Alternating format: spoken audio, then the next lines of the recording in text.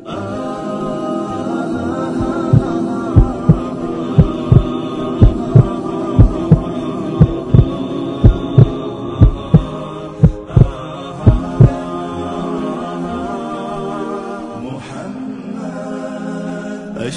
الأعراب والعجم خير من يمشي على قدمه.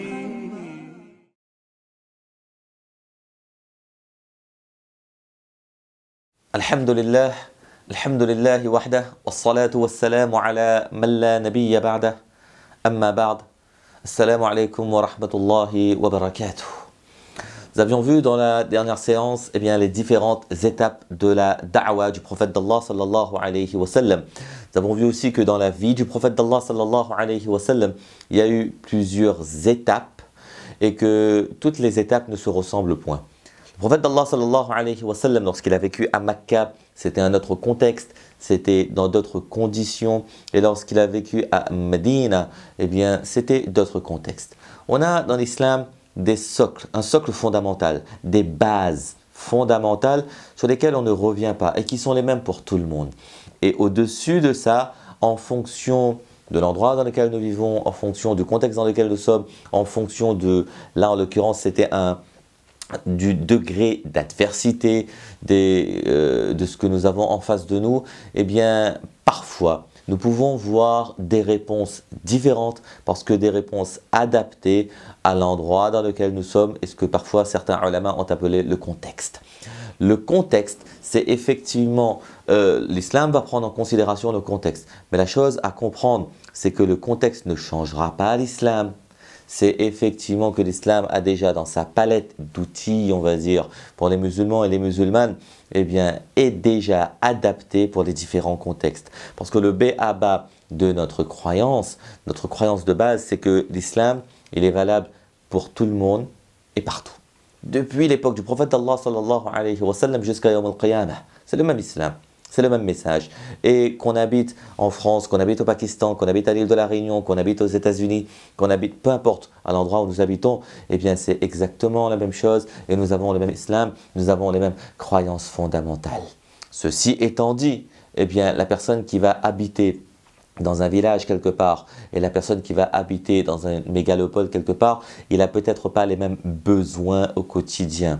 Il a peut-être besoin de réponses différentes parce que sa vie est différente. Et c'est là où les ulama, ils vont lui apporter à la lumière du Coran et des hadiths, des réponses à son besoin spécifique. Wallahu a'lam bis-sawab. Reprenons donc le cours de notre histoire de la biographie du prophète d'Allah sallallahu alayhi wa sallam. Sira du prophète d'Allah sallallahu alayhi wa sallam. On a vu que le prophète d'Allah sallallahu alayhi wa sallam, il a fait 3 années de da'wa privée. Da'wa privée, rappelez-vous, il a vu les gens qui l'entouraient, il a présenté le message à ceux qui venaient le voir, à ceux qui lui demandaient, à ceux qui potentiellement étaient intéressés. Au bout de 3 ans, Allah subhanahu wa ta'ala révèle dans la sourate Shu'ara et dans ce chapitre-là, qu'est-ce que nous retrouvons? Verset 214. Allah subhanahu wa ta'ala, il va dire « Wa anzir ashiratakal aqrabin » Wa anzir et avertis ashiratakal aqrabin, ta famille proche. À ce moment-là, le prophète d'Allah sallallahu alayhi wa sallam, il comprend qu'on change d'étape, que le temps est venu maintenant de proclamer le message de manière publique. Même, il faut comprendre, même la famille proche du prophète d'Allah sallallahu alayhi wa sallam n'avait pas encore été approchée, excepté ceux qui potentiellement allaient accepter le message. Par exemple, Ali radiallahu ta'ala anhu, qui était de la famille proche, Khadija, son épouse radiallahu ta'ala anha, etc. Mais, par exemple, les tantes, les oncles du prophète d'Allah sallallahu alayhi wa sallam eux-mêmes n'avaient pas encore été approchés et on leur avait pas encore présenté le message de l'islam. Ils n'avaient pas encore été invités à l'islam. Dès que ce message, et lorsque ce message a été révélé, c'est à ce moment-là que se produit le mémorable événement que beaucoup d'entre vous connaissent, où le prophète d'Allah sallallahu alayhi wa sallam va monter le mont Safa. Vous connaissez sûrement le mont Safa, juste à côté de la Kaaba. eh bien, escalader le mont Safa étaient les choses que les Mécois, que les gens de Mecca faisaient habituellement à chaque fois qu'ils avaient une annonce publique d'importance à faire. Un événement important, on monte sur le mont Safa pour annoncer à tout le monde. Pour ceux qui n'ont jamais vu, comprenez que Mecca est centrée autour de la Kaaba. La Kaaba est au milieu et toute la ville de Mecca est centrée autour de la Kaaba.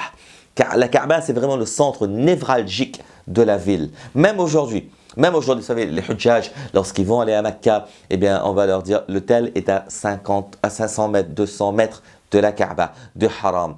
Tout est centré autour de la Kaaba. Et le mont Safa est un mont très très proche de la Kaaba. Si tu cries, si quelqu'un écrit, à l'époque, si quelqu'un crie fort lorsqu'il est sur le monticule Safa, depuis Safa, la ville entière de Mecca pouvait l'entendre. Aujourd'hui, c'est différent. On a les bâtiments, on a les buildings, on a les grands hôtels, etc. On n'entend plus. Mais à l'époque, il n'y avait pas les grands bâtiments. On est sur le mont Safa. Toute la ville de Mecca, si quelqu'un crie fort, fait une annonce, toute la ville de Mecca pouvait entendre. Et donc, les annonces importantes se faisaient depuis ce mont. À ce moment-là, le prophète d'Allah sallallahu alayhi wa sallam, il monte sur le mont Safa et il dit alors cette fameuse phrase que beaucoup d'entre vous connaissent sûrement. Il dit que si je vous avertissais d'une armée qui arrive pour vous attaquer, qui est derrière ce mont, est-ce que vous me croiriez? Est-ce que vous allez me croire? Si je vous annonce qu'une armée arrive derrière le mont Safa, est-ce que vous me croyez? En fait, il faut se remettre dans le contexte. C'est généralement ce genre d'annonce que les gens font sur Safa. Ils disent qu'il y a l'ennemi qui arrive, il faut se préparer, il faut se défendre. Lorsque par exemple Abraha est arrivé pour attaquer, à ce moment-là on est monté sur le mont Safa pour l'annoncer. Ce genre de nouvelles, des annonces très importantes. Alors le prophète d'Allah, ce que le prophète d'Allah il voulait dire, il dit « Si je vous disais quelque chose de cette importance, vous me croyez ou pas? Si je vous annonce que l'ennemi il arrive, est-ce que vous allez me croire ou pas ?» En gros, il est en train de leur dire, est-ce que je suis digne de confiance lorsque je vous annonce quelque chose d'important? Alors tout le monde dit oui. Bien sûr, ô Mohammed. Mohammed, bien sûr qu'on va te croire. Tu es connu pour ton honnêteté. En ce sens, nous ne t'avons jamais vu mentir, etc., etc. Vous voyez l'intelligence du prophète d'Allah sallallahu alayhi wa sallam. Comment est-ce que, ces gens-là, les interlocuteurs sont en train de lui dire, bien sûr qu'on va te croire si tu fais une annonce importante, parce qu'on ne t'a jamais vu mentir. C'est alors que le prophète d'Allah sallallahu alayhi wa sallam dit, sachez que je suis, en substance, je suis le prophète d'Allah, qu'Allah il a envoyé à vous pour que vous l'adoriez uniquement. Tawhid, tout de suite. Et que vous délaissiez les fausses idoles. Voyez le message de la da'wa. Invitation vers Allah et à délaisser ghayrullah. Inviter vers tawhid ilallah. Da'wa ilallah, ila tawhid. Da'wa vers l'unicité d'Allah subhanahu wa ta'ala et délaisser tout ce qui empêche l'adoration d'Allah uniquement. La da'wa, je vous l'ai dit, la da'wa c'est un travail extrêmement important. Et voyez comment le prophète d'Allah sallallahu alayhi wa sallam emmène cette da'wa-là. Pour la première fois, le prophète d'Allah sallallahu alayhi wa sallam, il proclame publiquement son message. Bien sûr que tout le monde savait à Mecca, depuis 3 ans qu'il en parle, mais là, pour une fois, il adopte une nouvelle technique. Parce que depuis 3 ans, tout le monde sait qu'il est en train d'enseigner une nouvelle théologie. Il est en train de dire un nouveau message depuis 3 ans. Mais il y a une nouveauté aujourd'hui. C'est quoi la nouveauté? C'est qu'on passe à un autre stade. Comme on l'a vu, c'est la première fois qu'il le proclame publiquement. Et mettons-nous à la place de ces Mécois. C'est la première fois qu'ils entendent ce message de manière publique. Et tout le monde se pose la question, qu'est-ce qui se passe? À ce moment-là, selon certains ulama, c'est à ce moment-là que Abu Lahab, l'oncle du prophète d'Allah sallallahu alayhi wa sallam, qui lui aussi savait que Mohammed était en train d'insulter les idoles, de repousser les idoles, que Mohammed invitait son neveu à autre chose que ce en quoi croyaient ses ancêtres. Et il refoulait sa colère depuis 3 ans. Pourquoi? Il y avait une frustration depuis 3 ans, parce qu'il n'a jamais trouvé l'opportunité de dire à Mohammed ce qu'il pense, parce qu'il lui en a jamais parlé. Il faut bien comprendre que le prophète d'Allah sallallahu alayhi wa sallam, il était dans son coin avec ses amis, il parlait, mais il ne le disait pas ouvertement, il ne l'a jamais dit publiquement, et là c'est la première fois qu'il le dit publiquement. À ce moment-là, Abu Lahab il se lève, il se met debout, il jette du sable en direction du prophète d'Allah sallallahu alayhi wa sallam. Et c'est à ce moment-là qu'il va dire, c'est un signe pour lui dire, jette du sable, c'est un signe à l'époque pour dire tais-toi, tais-toi, tu te prends pour qui? A'udhu billah. Et c'est à ce moment-là qu'il dit tabbal lak. ألهذا جمعتنا ou ألهذا جمعتنا ou ألهذا دعوتنا. Ça veut dire quoi? Ça veut dire que tu périsses. C'est pour cela que tu sois maudit. C'est pour cela que tu nous as réunis. Oh Mohammed, tu nous as réunis pour nous raconter des choses comme ça? Abu Lahab il est en colère. C'est donc le premier signe de son animosité et de son inimitié pour le prophète d'Allah sallallahu alayhi wa sallam. Et nous verrons, Inch'Allah, que ça va se développer encore plus par la suite, jusqu'à ce qu'il trouve la mort, finalement, après la bataille de Badr. Après la bataille de Badr.